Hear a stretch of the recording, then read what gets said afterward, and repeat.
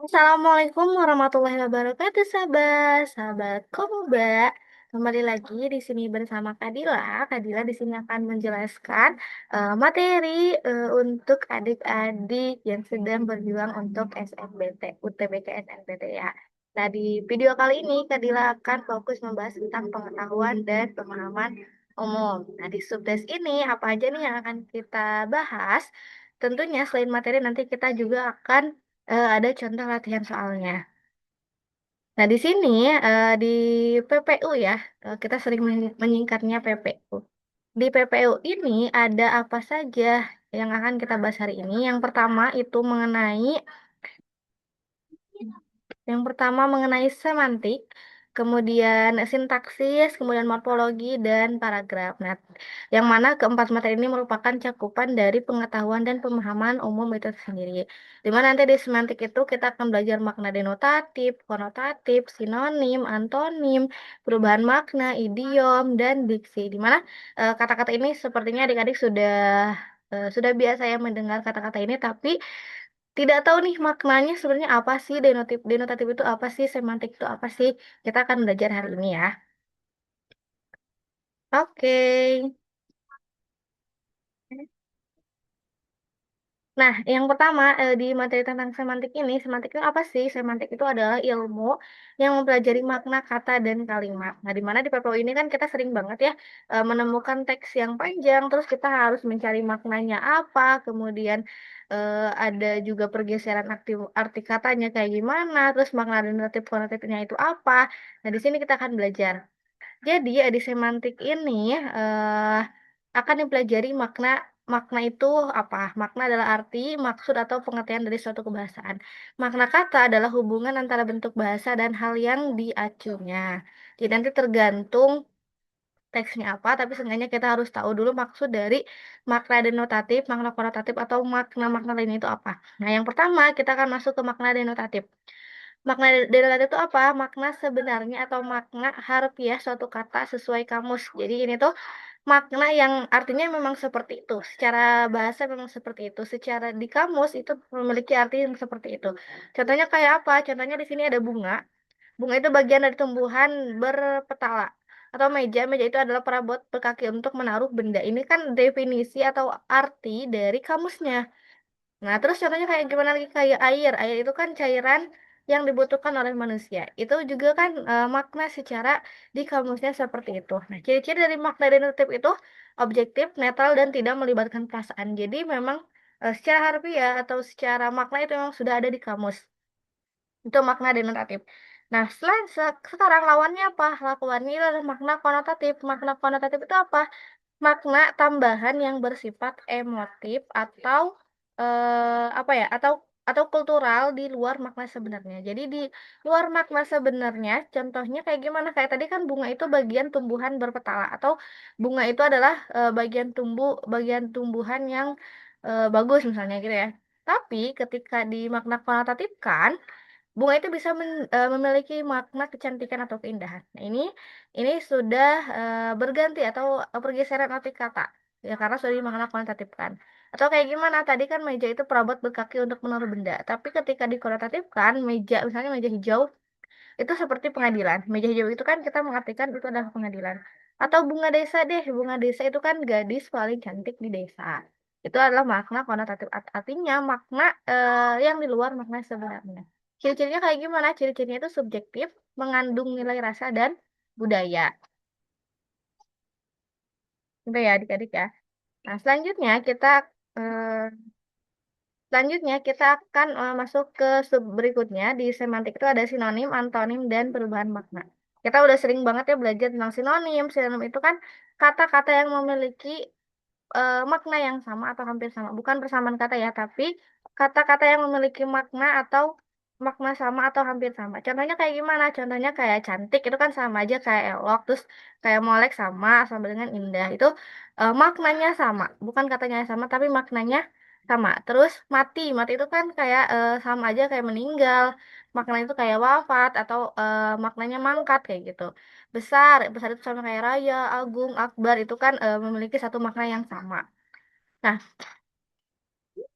Nah, catatan ya, sinonim itu tidak selalu dapat saling menggantikan dalam semua konteks.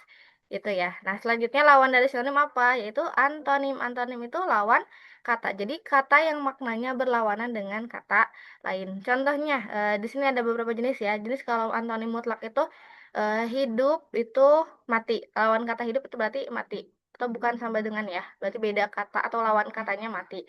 Besar, kecil itu yang relatif. Kalau hierarkis itu Januari, Februari, itu berarti bertahap ya, bertahap. Terus relasional suami istri, majemuk satu kata versus banyak lawan, itu ya untuk antonim. Intinya antonim itu kata yang maknanya berlawanan atau berbeda, bukan berbeda sih, berlawanan ya, lebih tepatnya berlawanan. Nah, selanjutnya di sini ada perubahan makna. Perubahan makna kata itu kayak gimana? Jadi, di sini ada 6 jenis, ada yang meluas, ada menyempit, ameliorasi, peyorasi, sinestesia, dan asosiasi. Kalau meluas kayak gimana? Kaki, kaki itu kan makna asalnya dia tuh adalah anggota tubuh. Tapi kita juga bisa meluaskan makna kata tersebut menjadi misalnya kaki gunung, kaki tangan. Itu kan memiliki makna yang berbeda, makna yang artinya tuh jadi semakin luas atau semakin bisa diartikan apa. Kalau selanjutnya ada menyempit sarjana. Dulu kan eh sarjana itu kan dulu itu adalah cendekiawan atau orang apa ya, yang ahli dalam suatu ilmu. Itu disebutnya sarjana dulu. Tapi kalau sekarang sarjana itu adalah lulusan S1. Itu kan berarti penyempitan makna kata dulu dan sekarang. Nah, selanjutnya ada ameliorasi. Ameliorasi itu apa? Nilai naik atau nilainya itu menjadi lebih positif. Contohnya kayak gimana? Kayak pramuniaga. Ini kan lebih halus daripada nelayan, daripada pelayan, mohon maaf. Jadi kan kalau makna, kalau kata pelayan ini terlalu terdengarnya terlalu kasar, tapi nilainya katanya bisa diubah menjadi pramuniaga. Jadi nilainya lebih naik atau nilainya lebih positif. Kalau peyorasi berarti kebalikan, nilainya turun. Misalnya kayak gimana? Gerombolan, gerombolan itu kan kayak lebih ke negatif ya. Gerombolan itu kayak gerombolan apa gitu. Nah, peyorasi itu kayak gitu, mengubah kata menjadi nilainya turun. Kan bisa juga kalau positifnya kelompok, tim atau apa. Nah, tapi kalau gerombolan itu kan lebih ke negatif ya. Terus sinestesia itu perpindahan indera. Misalnya suaranya manis itu kan manis itu bukan manis itu kan dari indranya indera perasa ya, tapi ini diubah atau dipindahkan menjadi ke telinga. Jadi suaranya manis atau misalnya warnanya lembut itu kan warnanya lembut ya. Kan warna itu identiknya dengan warna ya, maksudnya dengan warna merah, kuning, tapi kita memaknai dengan lembut-lembut itu di mana dia itu ke indera perasa. Itu berarti termasuk ke perubahan makna kata sinestesia. Terus ada asosiasi, asosiasi contohnya kayak gimana? Itu kan kayak perpindahan ya. Jadi kayak kursi itu di diartikan sekarang itu adalah jabatan. Itu ya. Jadi ini perubahan-perubahan makna katanya. Nah, selanjutnya di semantik ini kita akan belajar idiom dan diksi. Di mana banyak sekali ya di soal-soal PPU kita harus menentukan idiom ini artinya apa. Ya, berarti ini harus banyak-banyak kita mendengar atau membaca mengenai idiom-idiom yang lebih banyak lagi. Terus ada diksi, di situ pilihan kata yang tepat. Nah, kita akan membahas di idiom. Idiom itu adalah ungkapan bermakna khusus. Jadi, idiom ini adalah ungkapan yang maknanya tidak dapat ditafsirkan dari makna kata-kata pembentuknya. Contohnya membanting tulang. Itu kan kalau kita tafsirkan dari makna kata-kata pembentuknya, kata-kata pembentuk di mana ini membanting dan tulang. Membanting itu kan ditafsirkan itu sesuatu yang kita banting atau kita eh, kerjaan, bukan pekerjaan apa ya, kegiatan melakukan pelemparan yang membanting ya. Tulang itu kan apa ya? Tulang itu anggota tubuh. Nah, ternyata idiom ini tidak bisa diartikan satu kata. Nah, ternyata kan membanting tulang ini adalah bekerja. Nah, ini berarti idiom. Membanting tulang ini termasuk idiom. Terus naik daun ini menjadi terkenal atau populer. Buah bibir, bahan pembicaraan orang banyak, kambing hitam, orang yang disalahkan, angkat tangan, menyerah atau tidak berdaya. Nah, ini biasanya di soal PPU tuh kayak idiom yang diungkapkan dalam paragraf kesekian itu apa. Nah, itu kita harus tahu dulu. Kita harus cari mana kata-kata atau dua atau tiga kata yang memiliki yang maknanya itu tidak bisa ditafsirkan dari kata-kata pembentuknya. Berarti itu adalah idiom. Itu ya. Selanjutnya kita masuk ke diksi. Diksi itu apa? Diksi itu adalah pilihan kata yang tepat. Pilihan kata yang tepat. Jadi, diksi adalah pilihan kata yang tepat dan selaras untuk mengungkapkan gagasan agar menghasilkan efek tertentu. Jadi, di PPO ini biasanya kita ada kalimat, terus ada satu kalimat yang rumpang atau yang kosong ya, yang perlu kita isi, diksi yang tepatnya itu apa. Nah, di sini aspek diksi itu yang pertama harus ketepatan makna. Kata yang dipilih itu harus sesuai dengan konteks, kesesuaian sesuai situasi formal atau informalnya, keindahan nilai estetis pilihan kata. Contohnya kayak gimana? Contohnya kayak meninggal dunia ya. Meninggal dunia kan memiliki banyak banyak sinonimnya. Meninggal itu kan formal, mati itu netral, mangkat itu untuk raja, terus gugur itu untuk pahlawan. Nah, kita bisa memilih dari keempat kata ini yang cocok untuk mengisi kalimat tadi itu apa ya? Nah, jadi kita harus bisa melakukan pemilihan diksi yang tepat. Caranya gimana ya? Kita harus pilihan dulu makna katanya, terus sesuaikan situasinya, formal atau informalnya, terus lihat nilai keindahan atau nilai estetik pilihan katanya. Jadi kalau misalnya gugur kan cocoknya untuk pahlawan. Kalau di situ situasinya pahlawan berarti kita menggunakan kata gugur. Kalau misalnya hanya orang biasa berarti kita bisa menggunakan meninggal dunia. Itu ya. Next, contoh nih. Contoh soalnya kayak gimana? Contoh soalnya. Kata tangan kanan dalam kalimat ia adalah tangan kanan direktur perusahaan itu mengandung makna. Nah, ini tangan kanan kan bukan arti sebenarnya ya. Kalau arti sebenarnya kan tangan kanan anggota tubuh sebelah kanan. Betul nih, tapi dalam kalimat, kita lihat dalam kalimatnya ia adalah tangan kanan direktur perusahaan itu. Berarti tangan kanan ini udah berubah maknanya nih, udah berubah makna. Maknanya menjadi apa? Kan kalau tangan kanan betul ya yang anggota tubuh sebelah kanan. Berarti ini denotatifnya betul. Tapi ketika dimasukkan ke dalam kalimat, di kalimat yang berpadu ini, dia itu menjadi maknanya konotatif atau orang kepercayaan atau pembantu setia. Jadi berubah maknanya. Jadi jangan sampai kita tertukar antara A dan B ini ya. Oke. Selanjutnya perasaan yang nomor dua, pernyataan yang benar tentang perubahan makna dari kata sarjana adalah, nah kita tadi bahas sedikit ya, kalau sarjana itu dulunya dia adalah cendekiawan atau semuanya berarti cendekiawan dan kini berarti lulusan S1. Artinya dia itu adalah menyempit. Karena dulu tuh luas ya cendekiawan tuh ilmu itu luas, terus sekarang kini dipersempit menjadi lulusan S1. Gitu. Jadi jawabannya yang B. Yang A kebalik ya, yang A kebalik ya.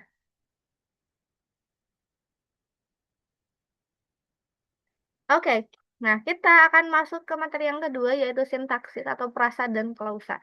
Nah ini kadang materi-materi ini dasar ya, materi-materi dasar yang kadang terlewat atau misalnya kita ya udah yang penting kita baca teks dengan benar, baca teks dengan teliti, tapi kita tidak tahu maksud dari soal yang ditanyakan itu apa. Jadi ini Kak, kita kadang melewatkan materi-materi dasar seperti ini ya. Nah, di sini, di sintaksis ini, ilmu tentang susunan kalimat dan bagian-bagian atau tata kalimatnya. Di sini ada prasa dan klausa. Nah, adik-adik udah bisa bedain belum antara prasa dan klausa? Nah, ternyata prasa dan klausa ini kan berbeda ya. Kalau prasa itu gabungan dua kata, dua atau lebih kata yang tidak memiliki predikat. Jadi dia itu hanya subjek atau hanya subjek yang dia itu sebenarnya prasa itu tidak bisa berdiri sendiri. Contohnya kayak gimana? Kayak buku baru. Buku baru itu kan hanya subjek ya, tidak ada predikatnya.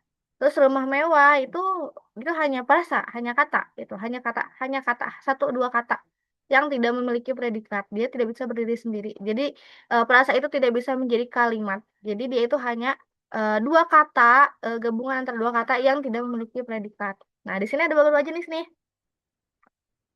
Ada yang pertama prasa nominal atau nominal tuh benda atau kata benda ya. Di sini kan buku baru ini kata benda ya. Rumah mewah, terus ada prasa verbal atau kata kerja sedang berlari, telah selesai dan lain-lain. Adjektif itu kata sifat sangat cantik, agak malas. Prepositional itu depan, yaitu kata depan ya ini. Contohnya di, ke, pada. Nah, kalau di sini kan contohnya di sekolah, ke pasar. Selanjutnya adalah perasa numeral tuh bilangan dua orang, lima buku, enam pulpen misalnya ya. Nah, jadi nanti biasanya kalau di soal itu kayak perasa nominal dalam teks tersebut ditunjukkan dengan kalimat, nah kayak gitu ya. Kalau misalnya kita nggak tahu, perasa, oh kita tahu nih perasa, tapi kita nggak tahu perasa nominal itu apa.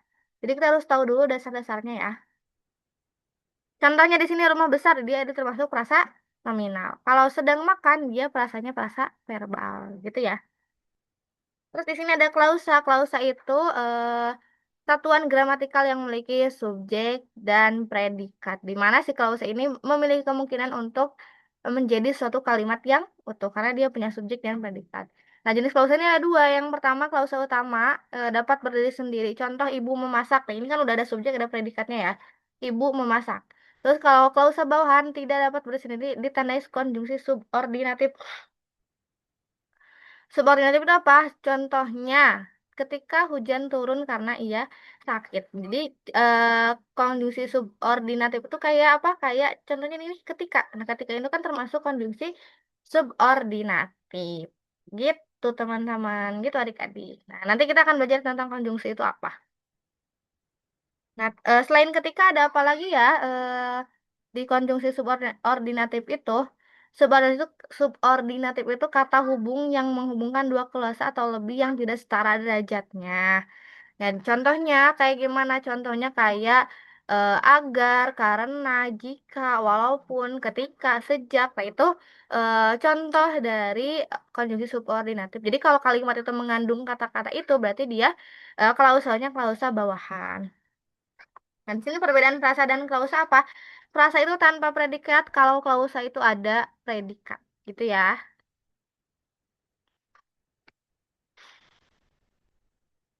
Nah, selanjutnya kita akan masuk ke sintaksis kalimat efektif. Kalimat efektif itu ada kalimat yang dapat menyampaikan gagasan secara tepat, jelas, dan lengkap. Nah, ini nih, sering banget ya kalimat efektif dari paragraf tersebut. Nah, dari perbaikan kalimat efektif dari kutipan ini apa? Jadi, kalimat efektif itu menyampaikan gagasan secara tepat, jelas, dan lengkap. Nah, di sini apa ya? Eh, Tepat, jelas, dan lengkap itu berarti harus kesatuan, kepaduan, kehematan, kelogisan, dan ketegasan. Kelima-lima ini harus ada. Yang pertama, contohnya kalau satu gagasan pokok dari paragraf itu tidak satu. Contohnya kayak gimana? Para siswa-siswa belajar dengan giat. Nah, ini kan eh ada pemborosan ya di sini ya. Di sini ada para siswa-siswa. Para ini udah menunjukkan banyak, tapi di sini ada penulisan lagi siswa-siswa. Ini kan pemborosan ya. Jadi kita bisa aja langsung para siswa belajar dengan giat gitu ya. Terus kepaduan unsur-unsur kalimat saling berkaitan. Jadi antar satu kalimat itu harus saling berkaitan. Misalnya di sini soal itu saya sudah kerjakan. Ini masuk sih, tapi ini kurang efektif. Kenapa? Karena tidak sesuai. Karena tidak sesuai karena sedikit ambigu ya. Soal itu saya sudah kerjakan. Ini sedikit kurang jelas. Nah, yang benar adalah soal itu sudah saya kerjakan. Terus kehematan tidak ada kata yang mubazir. Contohnya ia pergi ke kantor setiap hari secara rutin. Nah, yang benar itu ia pergi ke kantor setiap hari. Nah, secara rutin ini sudah diwakilkan dengan kata setiap hari. Setiap hari itu kan artinya dia secara rutin ya, setiap hari ke kantor. Itu berarti tidak usah diulang lagi, tidak usah ditulis lagi secara rutin ya. Jadi cukup sampai ia pergi ke kantor setiap hari. Oke, selanjutnya di sini ada kelogisan, masuk akal dan tidak rancu. Contohnya waktu dan tempat kami persilakan. Wah, ini banyak ya. Kayak waktu dan tempat kami persilakan. Wah, emang waktu dan tempat milik siapa nih? Dipersilahkan ke siapa gitu. Ini kan tidak masuk akal dan tidak rancu. Berarti ini kelogisan ya, masuk kelogisan. Yang benarnya kayak gimana? Kami persilahkan Bapak untuk berbicara gitu. Terus ketegasan, ada unsur yang ditekankan. Contohnya di sini yang salah itu buku itu dia beli kemarin. Ini kurang tegas ya, tapi kalau kita misalnya diubah nih kalimatnya jadi kemarin dia membeli buku itu. Nah, ini udah secara tegas ya. Oke, kita masuk ke contoh soal yang sintaksis ya. Di sini ada manakah kalimat yang termasuk tidak efektif karena mengandung kemubaziran kata. Kami mengadakan rapat setiap Senin. Ini efektif gak efektif ya? Kak, para mahasiswa menghadiri wisuda itu ada para ada mahasiswa-mahasiswa. Ini berarti tidak efektif. Keputusan itu sangat tepat sekali. Wah, ini mubazir ya, sangat pas sekali. Itu udah mubazir kata. Berarti jawaban yang benar adalah D, B dan C benar. Keduanya mengandung kemubaziran. Oke, yang kedua, ketika matahari terbit merupakan contoh dari klausa bawahan yang tidak dapat berdiri sendiri. Kenapa? Karena ada kata ketika. Ingat ya, konjungsi subordinat tadi ya. Di mana si S-nya itu subjek kita matahari, terbitnya itu predikatnya, tetapi diawali oleh konjungsi subordinatif ketika. Jadi klausanya klausa bawahan. Terus kalimat mana yang paling efektif kepada peserta diharapkan untuk mendaftar ulang? Para peserta diharapkan mendaftar ulang. Ya ya, yang B ya. Kepada peserta diharapkan untuk mendaftar ulang. Ini kurang efektif nih yang A nih. Kenapa? Karena diharapkan untuk mendaftar ulang. Nah, ini ada ketidakpaduan dalam si gagasannya. Para peserta diharapkan mendaftar ulang. Ini lebih baik.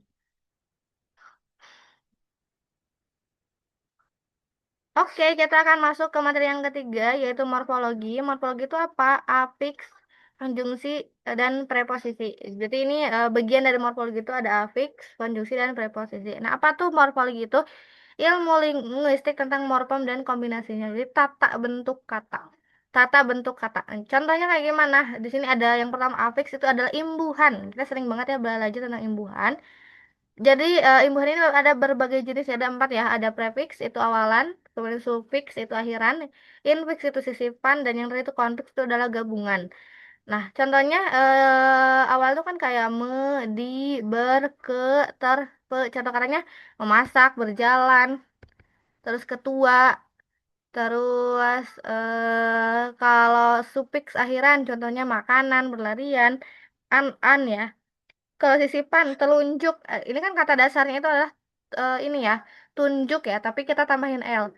Terus gemetar, kata dasarnya itu kan getar, tapi tambahin M di tengah. Gerigi, ini kan kata dasarnya gigi, kita tambahin R di tengah, jadi gerigi, gitu ya. Sisipan ya, sisipan di tengah-tengah. Konfiks itu adalah gabungan, gabungan itu berarti contohnya kemiskinan ada ke sama an di awal dan akhir katanya, gitu ya.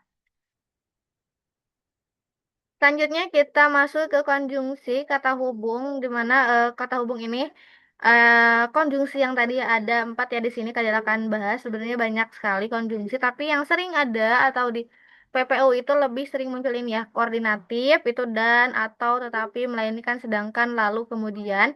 Kalau subordinatif yang tadi ya karena jika agar meskipun sehingga ketika bahwa sebelum setelah. Nah ini subordinatif, korelatif itu baik maupun tidak hanya, tapi juga bukan, melainkan gitu ya. Antar kalimat itu oleh karena itu, namun dengan demikian akan tetapi. Gitu ya.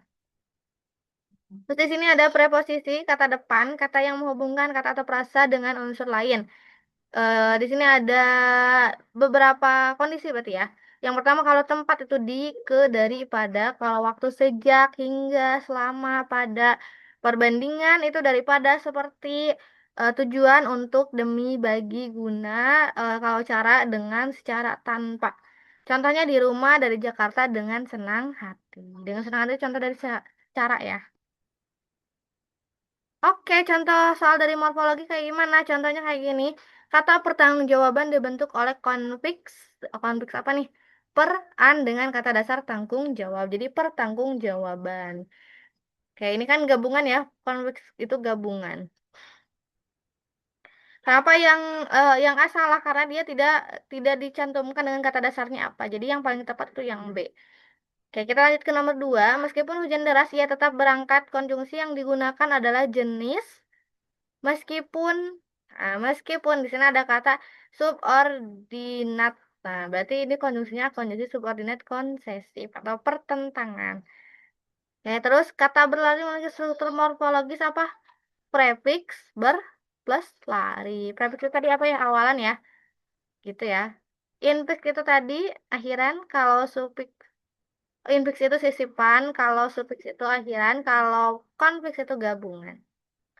Oke, kita next. Nah, materi yang keempat itu adalah paragraf. Di sini sering banget nih PPU belajar mencari pertanyaan itu ide pokok, kalimat utama. Nah, kita akan belajar konsep dasarnya ya.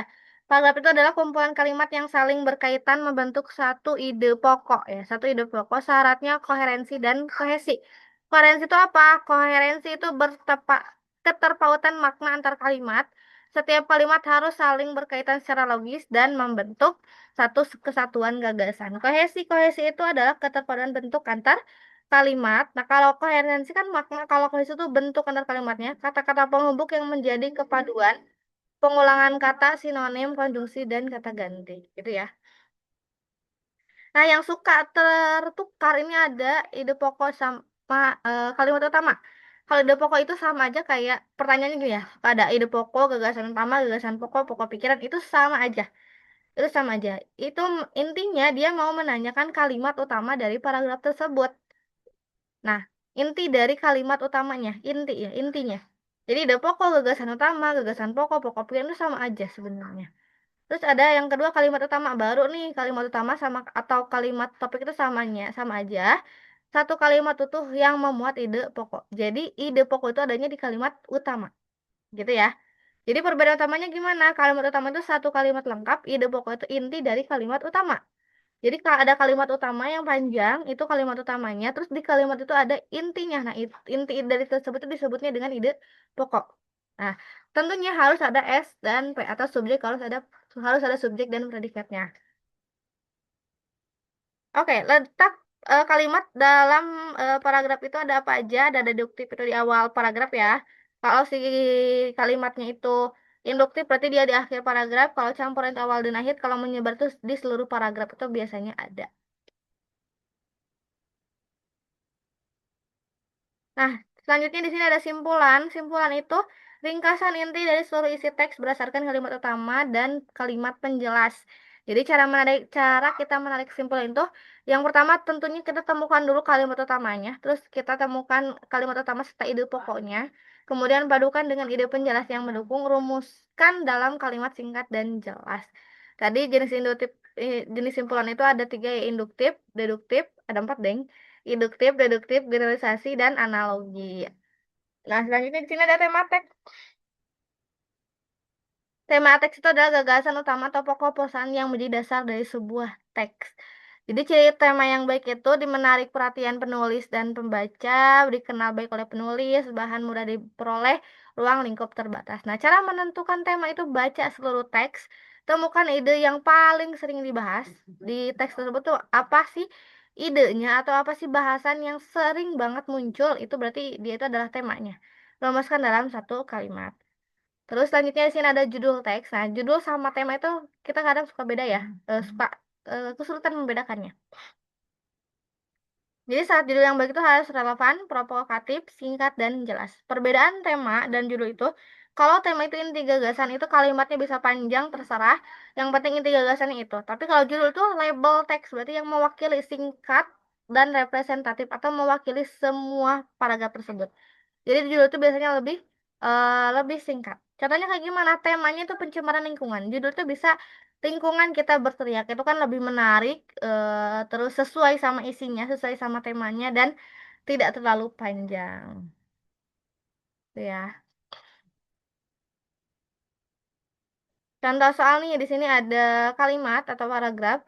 Ada paragraf di sini. Kemajuan teknologi membawa banyak manfaat bagi kehidupan manusia. Produktivitas kerja meningkat berkat otomasi. Komunitas menjadi lebih cepat dan efisien. Namun di balik semua kemajuan itu terdapat ancaman nyata berupa pengangguran akibat mesin menggantikan tenaga manusia. Oleh karena itu manusia perlu meningkatkan kompetensi agar tetap relevan. Di sini pertanyaan yang pertama ide pokok paragraf di atas adalah, nah ini langsung nanya ide pokok ya. Ingat ya, kalimat utama ada di mana? Kalimat utama ternyata adanya di paragraf awal karena ini merupakan paragraf yang deduktif ya. Berarti ini dari umum ke khusus. Kemajuan teknologi membawa banyak manfaat. Berarti ini adalah ide pokoknya. Berarti yang B ya. Yang kedua, simpulan yang paling tepat untuk paragraf tersebut adalah, nah dari paragraf ini memuat dua sisi. Di sini ada tadi manfaat sama ancaman ya. Yang pertama kan dia udah bilang bahwa manfaat manfaat bagi kehidupan, namun ada ancamannya. Berarti simpulan ini harus mencakup kedua hal tersebut, mencakup manfaat dan ancamannya. Berarti yang paling tepat itu adalah yang B. Terus soal nomor 3, judul yang paling tepat untuk paragraf tersebut adalah, nah, karena tadi itu judul itu harus mencakup keseluruhan isi, kemudian harus menarik. Jadi yang paling masuk akal di sini adalah manfaat dan ancaman kemajuan teknologi karena manfaat dan ancaman ini sudah mencakup mewakili dari isi teks tersebut ya. Berarti jawabannya yang B. Oke gitu adik-adik. Boleh deh ini ada latihan soalnya, boleh sama adik-adik difotokan lalu diisi ya dijawab latihan soalnya. Oke, terima kasih adik-adik. Kita ketemu lagi di video selanjutnya, tentunya masih membahas materi tentang UTBK. Dari Kadilai cukupkan. Wassalamualaikum warahmatullahi wabarakatuh.